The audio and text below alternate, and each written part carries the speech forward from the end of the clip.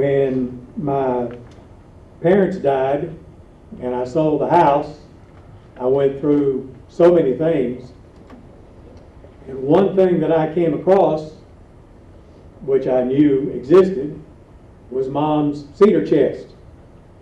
And there were just a few things in the house you never messed with, and that was one of them. And I felt relatively safe at this stage of life to be able to go through it, and I did. And I found so many letters that family had written to her through the years, and many dealing with letters from family from World War II. It would require my humble effort to try to do justice to these letters. Now, here in Towns County, the Veterans Memorial Park, that many of you, I hope all of you, are familiar with, whoever the brain trust was behind it to locate it where it was, that had to be a stroke of genius. The only better place I could think of would be at the very door of the school building, because these kids have to pass it every day going to and from school. And at some point in time, those of you who are teachers, if you throw it out there long enough, just like fishing, somebody's going to nibble and bite on it. And a lot of those kids that pass it will look at it and think it's just so much stone and granite.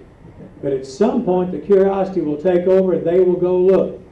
And that's when it will start to make an impression. And I certainly hope teachers make a designed effort to get those kids out of that classroom, walk across the parking lot, and get down to that memorial park.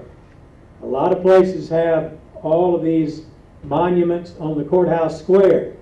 And most folks never go to the courthouse unless they're buying something or they're in trouble.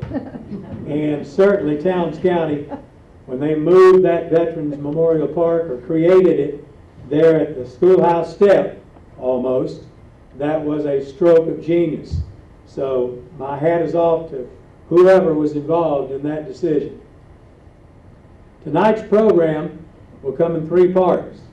I learned as a teacher, if you don't get it out there real quick and let the folks know where you're going in a hurry, they'll lose interest.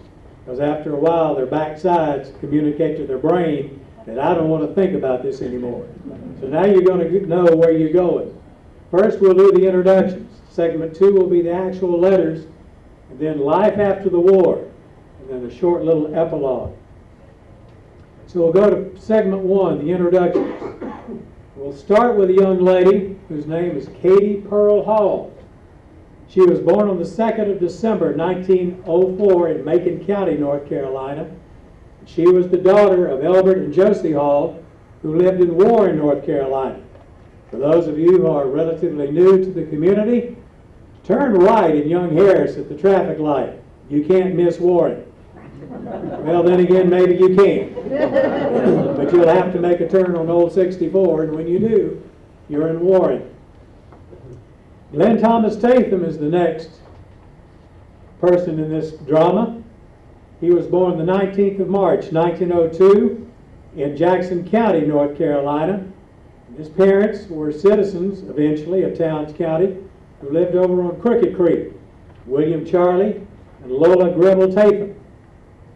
On the 23rd of June, 1921, these two married, and they started a life together. They started in Young Harris, Georgia, and carpentry was Glenn Tatham's primary vocation. His very first house that he built as a carpenter is here in Towns County. It's the old Marshall House. It's located on Crooked Creek, and it still stands today. And I live in the house that he built in Young Harris, Georgia. He operated a transport for students between the Murphy Railroad and Young Harris College. That's how a lot of the students came to Young Harris College, by getting in that old Dodge panel truck that he would drive over there. They and their luggage would come to Young Harris College. On the 13th of July, 1922, in a house that still stands in Warren, North Carolina, of course the color is a little different than what it is in this picture, this man was born. He is my father, Howard Thomas Tatham. They made their home in Brasstown Valley long before the 4-lane was ever thought of. This is an old picture of Brasstown Valley that I like to remember. And believe it or not, this was made in my lifetime. That kind of tells you how old I am, but let's not dwell on that. When my dad was growing up, he would oftentimes visit his grandparents, just like I visited mine here. William Charlie Tatham stands at the top of the picture, his wife Lola Gribble. Wilma Tatham is next to his oldest sister is right beside my dad. And in Young Harris, they lived in the Filial house. Now, it was not the Filial house when they lived in it. And some of you may know of this house. It's where the Young Harris College tennis courts are now. That house was taken down in order to accommodate the tennis courts. And in the 1930s, it became the Tatham residence. And when I get up every day and look out the kitchen window, of course I have to wait for the sun to come up. I get up in the dark. But when it does come up, I can look over and see the tennis courts and see where that house stood. In 1941, the TVA-2 dam project began. Now, to show you how earnest the Congress was because of the war over in Europe and in Asia, the project was authorized by the Congress in July 1941, and construction actually began the very next day. So that goes to show you how earnest the government operated in 1941 because of what they feared was an impending involvement in World War II. But an accident occurred at the project that brought two families together. This is a photograph of the water intake before the water came around it. Glenn Tatham was a concrete form builder. This is where he got his foot in the door for TVA. He helped to build the forms for that intake at the dam. And he went from here to the Fontana project, then to Fort Patrick Henry, to Watauga and Holston. So he worked on all of those TVA projects. My dad, who was between 18 and 19 at the time, he was a general site worker. And then my uncle, Kit C. Phillips, which was also Betty's father, he was a heavy machinery operator. Then came the accident. My father arrived at work on the other side of the dam, if you will, where you pull up and the spillway is located. That was where the concessions, I guess for a better word, was located, the commissary. And just as he got there, there had been an accident on site. One of the heavy machine operators had broken his arm. The heavy machine operator was Kit Phillips. And my father, since he just arrived, volunteered to take Kit home over to the Cedar Cliff community. And when he got Kit to his house, there was a woman that he met who happened to be Kit's sister, or his youngest sister. And that woman would eventually turn out to be my mama. My father had to register for the draft, just like a lot of folks here in Towns County had to. According to the Selective Service Act, he gave the Young Harris address, Box 84, but at the time, he was at Norfolk, Virginia. It was his idea that working at the Norfolk Naval Yard, he might be able to avoid the draft. He was working on the USS Essex. It was the aircraft carrier CV-9. If you want to find out where or see an Essex-class carrier, there is one on display. Closest one to us is the Yorktown in Charleston. It was an Essex-class carrier that replaced the original Yorktown, and it also served us during the Cold War. An angled deck was placed on the Yorktown so it could accommodate jet aircraft. But to get back to our story, Dad thought this was going to be a necessary war production job. Because he was working on the Essex, he wouldn't be drafted. Well, no. Word came of imminent conscription. His parents got word to him in Norfolk, son, you better make a decision, you better make it quick, or Uncle Sam's going to decide where you're going to go. So he joined the United States Navy while he still had his options open to him. This is my grandmother and my father standing in front of the Filial House there in Young Harris, Georgia. After basic training at Naval Station Great Lakes, he was granted a furlough. He came home to visit his grandparents. Part of the people that he visited was Orville Hall on the left, his cousin, and then Josie McCoy Hall, his grandmother, my dad, and then Elbert Hall stands on the far right. And both my great-grandparent Halls, Josie McCall and Elbert, are buried at Brasstown Baptist Church. He was shipped to Bremerton, Washington. He was awaiting appointment to Naval Aviation Training. There was a problem. He caught an acute case of appendicitis. So he had to have an emergency appendectomy. His recovery resulted in reassignment. So he didn't get to fly in the Navy like he thought he might be able to. He was stationed at Gitmo, Guantanamo Bay, Cuba. He was assigned as a storekeeper and K gunner aboard the PC-1237, which was a sub-chaser. PC stood for Patrol Coastal. He served patrol and escort duty to and from the Caribbean and South Atlantic. And that is the PC-1237. It was a sub-chaser. His job was amidships at the K-gun. There was also depth charge racks at the fantail of the ship, but it was his job to fire the K-guns. Now more introductions to tonight's story. Charles Vance Phillips was born the 8th of June, 1876, on the banks of the Pigeon River in Haywood County, North Carolina. Dora Ethel Sims was born August 4th, 1882, here in Towns County, Georgia. Her home was with her father and mother. Julius Lafayette Sims owned this house, Lower Bell Creek, still stands today. And my grandfather proposed to my grandmother at this window. She was inside, he was outside. I don't know if my great-grandfather let him in or not. I've got a picture of my Aunt Ruth and my mother standing at that window because they recollected the stories told to them by their parents about the proposal made at that house. Charles Vance and Dora Ethel were married on the 8th of December, 1899. They made their home in the Upper Bell Creek community. This house was moved to the Georgia Mountain Fairgrounds. Years and years and years and years. I won't say that many years, but for years. It was called the Walker House. And the story was just not quite right. Now, if you'll notice at the back here, the spring house still remains exactly where it stood on the property. So if you take the Upper Bell Creek Road, turn right onto, I forget what the name of that little road is that goes out there, but the spring house, now I say it is, it was last year unless somebody took it down, it still stands, but the home place stands at the Georgia Mountain Fairgrounds now. It's at the top of the hill when you first go into the fairgrounds. The Phillips family moved to the Friendship community.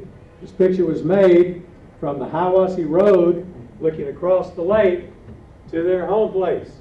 Now, to give you some orientation, this picture was made where the ball fields stand now at the Georgia Mountain Fairgrounds, looking across the lake.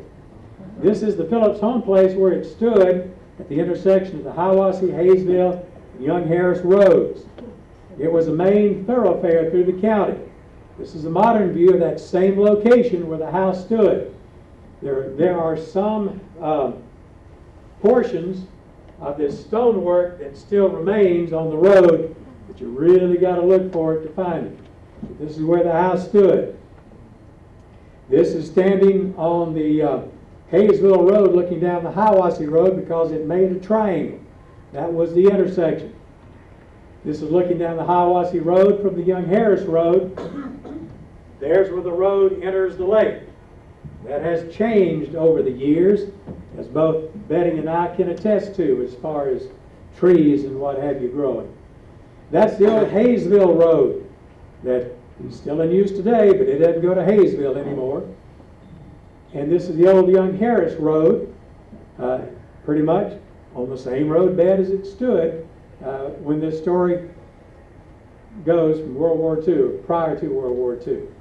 The Phillips family farm consisted of 69 acres in the Friendship community and 150 acres the Upper Bell Creek property. This according to the second mortgage deed that was let in 1934 that my grandfather made with a federal land bank in Columbia, South Carolina. Being located on 3 of the main thoroughfares in Towns County, Charles and Ethel Phillips, along with their family, witnessed life pass in front of their house during the Depression and the beginning of World War II. Charles and Ethel Phillips were parents to 9 children who survived infancy. And here they are, starting at the top.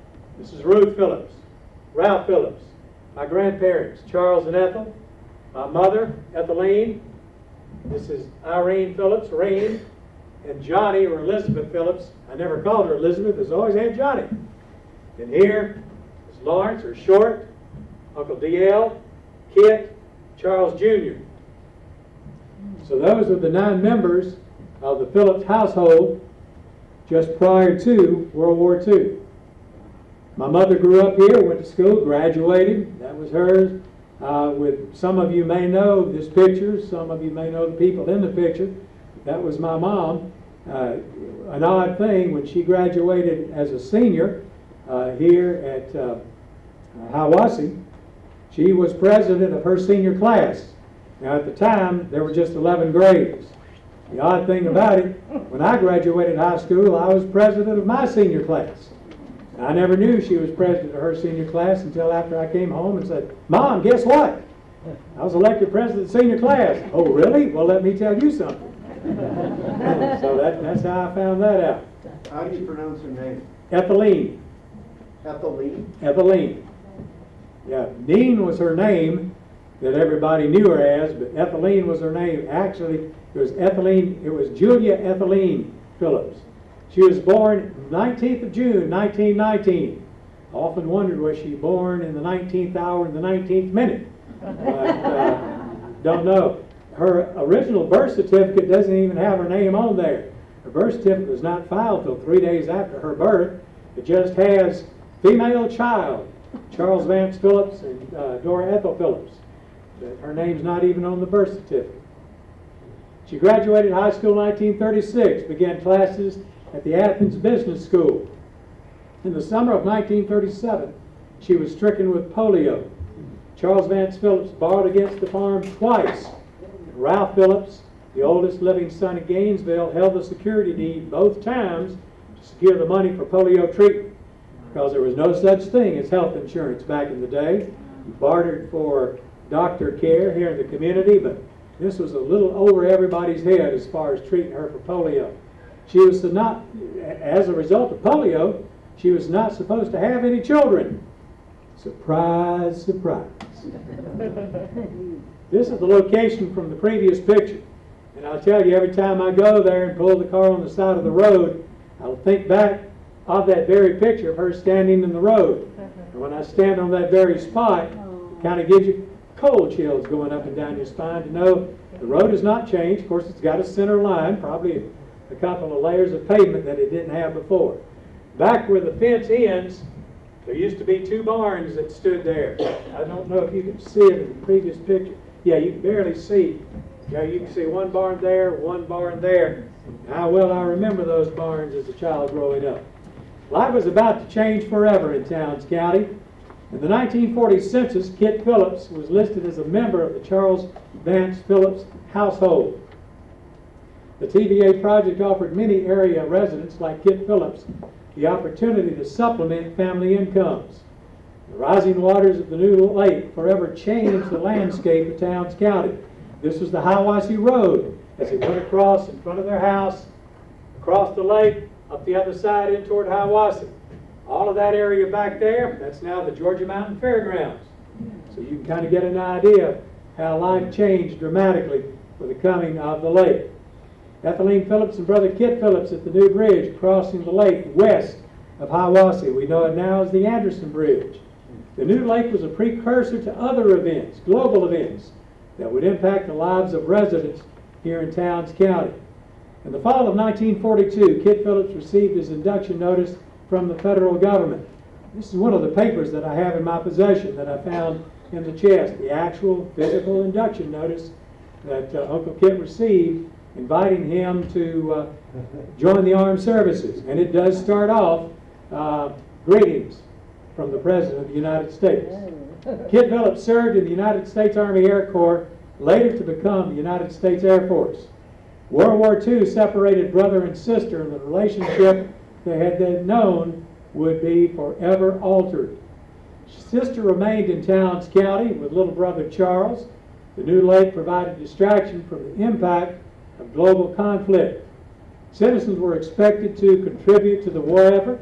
The Office of Price Administration directed the rationing of commodities. To purchase rationed items, stamps had to be accompanying the sale. Ethelene Phillips was the site director of the Towns County OPA.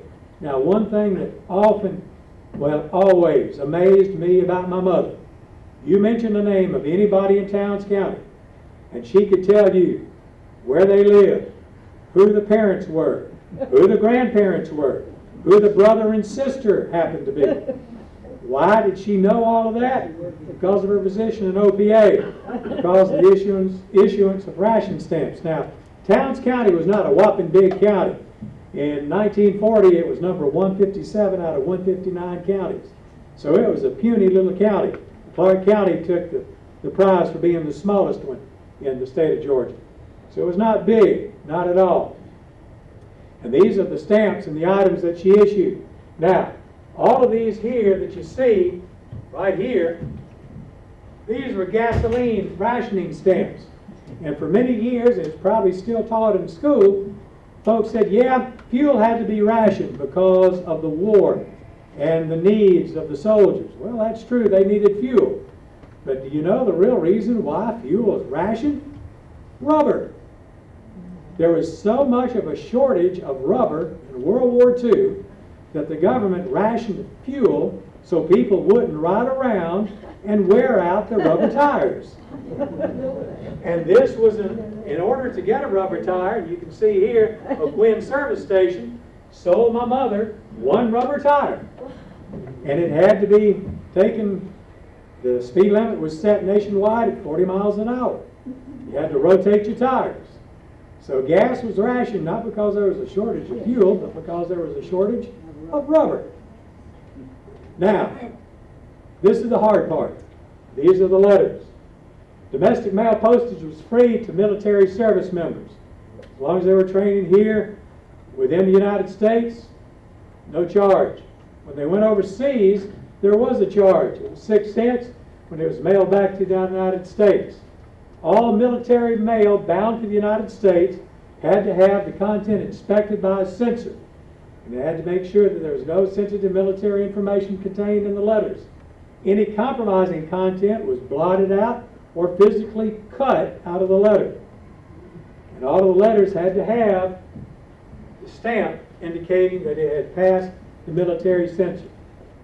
Now, the excerpts from the letters that I'm about to read have been faithfully reproduced. I didn't add or detract anything except in places where words or grammatical corrections had to be made in order to clarify the content. Now, I'm going to kind of turn away from you because I want you to focus on the letters. And I'll explain the context of each letter as I go along. The letters aren't necessarily about combat. They aren't necessarily about training. But they are necessary about feelings. What it was like to be in the military. What it was like to miss home. What it was like to miss parents, to miss family. In 1942, December 26, it's the day after Christmas. This is from Private Kit Phillips.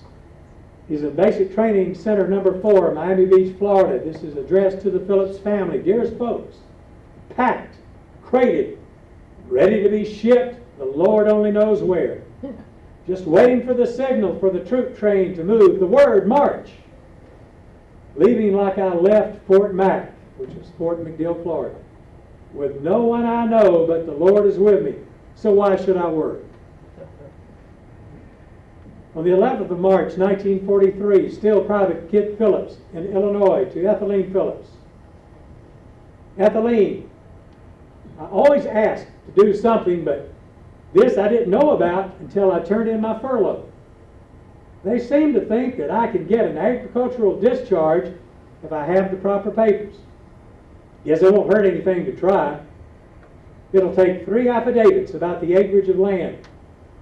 Of course, this means the place at home and Bell Creek combined, and the amount of stock and vegetables and feed grown on both. Now, don't let any of the folks know about this. You know how talk gets started. On March 12, 1943, still Private Kit Phillips to Ethelene Phillips. Guess this is a little soon to write you again, but here goes. You don't know how much I appreciate what you do for me, because I don't have words to express my appreciation to you. I went down to school this PM and they had a diploma waiting for me. That means shipping for me. Don't care much though, since the rest of my class is shipped. April 13th, 1943, to Ethelene Phillips, still from Illinois. Honey, you write like I bawled you out for no reason. Whatever. Well, you could have at least written me the reason for not sending those papers. How did I know what you were doing without you writing me something about it? I'm leaving here now. The major said he would forward the papers to me at the next post. I'm going to Sarasota, Florida. Will write you my address as soon as I get there. Sweetheart, I offer my apology for what I wrote you if you want to accept it. If not, that's up to you. You know how it wouldn't be too long to have written the reason.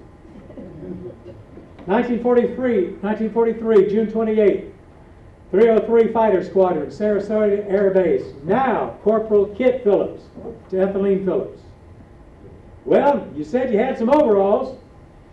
If you were here, it'd be a good place to fish anywhere around.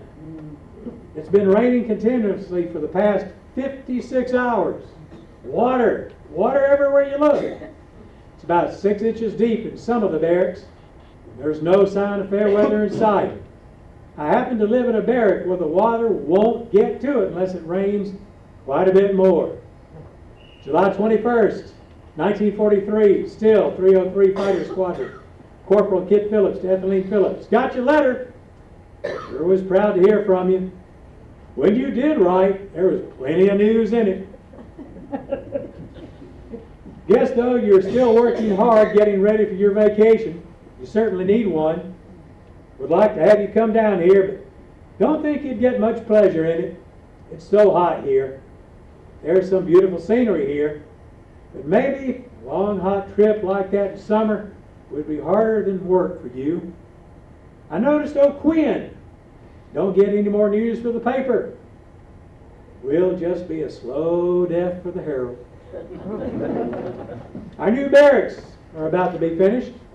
One of them fell in yesterday, so you see how cheap the contractor's putting them up. Hope the one we move in will stand up. We have one pilot here that's torn up 4 planes in the past 3 weeks. Hasn't gotten a scratch. But think what he's costing the government. Planes like these cost $80,000 a piece. He'll free a high-priced bird before he is through. I'm still doing nothing but sitting around sweating, but it's easy to do that here. August 30th, 1943, 303 Fighter Squadron, Corporal Kit C. Phillips to Ethelene Phillips. Things are about the same as usual here, hot as ever. The only things that ever happen, you lose a pilot every once in a while. Not very often, the 98th here on post has lost 5 in the past 2 weeks. 1943, things are different in general. You have to have a special pass to get in the area to work. They have guards around the hangars, and also have a special pass to get in the mess hall. Have to wear a badge with our serial number, name, number of our squadron, and bomb group on it. The worst of it all is we have to salute all officers in the hangar, in every plane, and in every place, unless we're actually busy. Boy, it's GI around here. This is a beautiful place, though. Right here on the bay, Only about a 2-minute walk down to the beach, and there's plenty of whacks here. Some are very cute ones too, believe it or not. Well, my furlough might be a long time off since I've transferred. Wish I could have stayed on the other post. 10th of December, 1943, still at MacDill, Tampa, Florida. Corporal Kit C. Phillips, Ethelene Phillips. Well, things are as usual here. All GI, getting worse every day. I had KP today.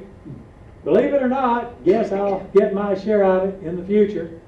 They say you have so much coming in the Army, but I'm just what can do it. Honey, you said something about joining the Waves. My advice would be not to try. I've seen too much of them and the WACs. They are absolutely useless here in the States. Only an expense to the government. They don't take the place of men in offices. They only cause more jobs created for civilians to make money off of building camps for them. You was on an Army post for a while to see just what goes on. The civilians hold all the jobs the girls could do to any advantage. My advice is not to try to join. Here's hoping that you don't try, for you're much better off where you are. Almost forgot to tell you, we've been practicing with the carbine and Tommy gun. I'm getting pretty good with the Tommy gun, but not so hot with the rifle, but a little above average. I want to throw a little commentary in here about a brother's love. It wasn't lost on Uncle Kit that Mom had polio. And even though Mom wanted to join the Waves, in a sort of polite, soft way, he wanted to tell her not to. Not because you can't do it, sister. Not because I want to hurt your feelings, sister. I want to feed you all this other stuff about how the Waves and the WACs really don't do that much. But in the back of my mind, I'm sure in the bottom of his heart, he thought, sister, because of your polio, you're going to be awfully disappointed. So please don't even try. April 20, 1944. Now Sergeant Kit C. Phillips. To Ethelene Phillips. He's somewhere in Italy. Well, I feel like a yearling in a clover patch and hoping you are as well. Ethelene, I'm here with a boy now who's had a letter from his mother saying his father is dead. Poor fella seems very badly hurt about it since he couldn't be there. I'm hoping and praying that I won't get any news like that. Write and tell me how all the folks are, and tell me the truth about how Mother is for me. I want to know. We're living like kings over here. The commissioned officer is a grand, and our censor is tops. He faithfully puts in all his time so our mail will get out of here early. Not many would do that. Not many would do what he's doing for us. I think often of our trips together, very often, and wish we could make some more soon, but I guess we'll have to wait for that a while yet. Wish we could get the Axis down right away and all come home. 22nd of April, 1944. Sergeant Kit C. Phillips, Ethelene Phillips. Somewhere in Italy. Well, haven't much to write, only that we're getting along the finest kind. No work too hard, nothing like I did back on the farm. And the chow's getting better every day. We have one of the best mess officers now for the past few days. Hope he continues to be the mess officer. Oh well, he's just a darn good fella any way you take him. And that's more than I can say for the other two we've had. Wish you would find out if there's any of the boys from home in this part of the country and write me who it is. I might get to see him sometime. Boy, it would be a treat to find someone from home over here. You know, and I find that kind of odd because to get by the censors, the only thing he could say was that he was in Italy. And how would Mom know what part of Italy anybody from Towns County would be in? 12th of May, 1944, Sergeant Kit Phillips to Ethelene Phillips. Wish you could see the farming going on here. It's more or less like the Indians. Women do the work and the men do the loafing. They're too sorry to die, the lay devils. But you see, we're over here to do their work. 22nd May, 1944. Sergeant Kit C. Phillips to Ruth Cathy, his oldest sister. Ruth, guess I can tell you this since the write-up in Life magazine, I have worked on the Flying Fortress Yankee Doodle. Wish the rest of our ships could do what it's done in the past. We had a very nice USO show here today, which was very nice. There were 5 in the cast, 3 men and 2 washed out old stage girls. But anyway, a fella enjoys seeing any of the girls from the States. I read my testament every day and think of you folks incessantly. 19th of December, 1944, Sergeant Kit C. Phillips, Ethelene Phillips. I got in from Rome last night, had another nice time up there. Enjoyed it more this trip than any other. People up there have got money than at any other time in history, but they don't have anything to buy. Shoes are from $12 to $40 a pair. Women's sweaters are $18 to $36 each. Men's suits and top coats are $50 and $200 a piece. So you can get an idea of what prices are like they pay. Now, for those of you who are history students, I'm hoping the light bulb might have gone off when you saw the date. December 19th, 1944 was the start of the Battle of the Bulge. That was the largest battle the United States Army participated in its history up to this time. Uncle Kid had no way of knowing what was going on, just a little piece up the continent from him when he wrote the letter. January 24th, 1945, Sergeant Kit Phillips to Mr. and Mrs. C.V. Phillips, his parents. Never did hear what you done about the cattle. Hope you've sold them for what they're worth, as much now as they will ever be. They should bring enough to put water in the house. That's what I want more than anything. It saves so much work. Well, things seem to be getting along faster over here now. Only hope it continues. Don't slow up until this thing is finished. We get back to the place we love. January 28th, 1945, to Ethelene Phillips and Sergeant Kit C. Phillips. I'm not so doggone happy. Things could be a heck of a lot worse in many ways. Weather here is a bit on the rough side. Snow and rain most every day, and mud. It's almost too thin to splatter and about 6 inches deep in most places in the tent area, but why should I worry? I have a good tent with a brick floor and a good stove, so you see, we are cozy these rough nights. And there in Italy is where he was located. I guess that's pronounced Foggia. June 7th, 1945, Sergeant Kit Phillips to Ethelene Phillips. On June 7th, VE Day has already arrived. We're still heavily at war with the Japanese in the Pacific. The point system caught me with 80 points. I guess that makes no difference, for there are fellas here with as many as 130. They haven't gone into place yet.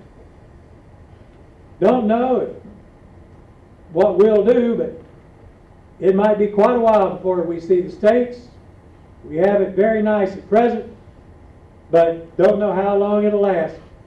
We've been sightseeing all over a European country, sometime in the air for as much as 9 hours. And I'm sure that he didn't know that he wouldn't be heading to the Pacific. But he did. Life after the war. Kit Phillips did return to farming and family in Hiawassee, Georgia. He farmed the place right across the way over at Cedar Cliff.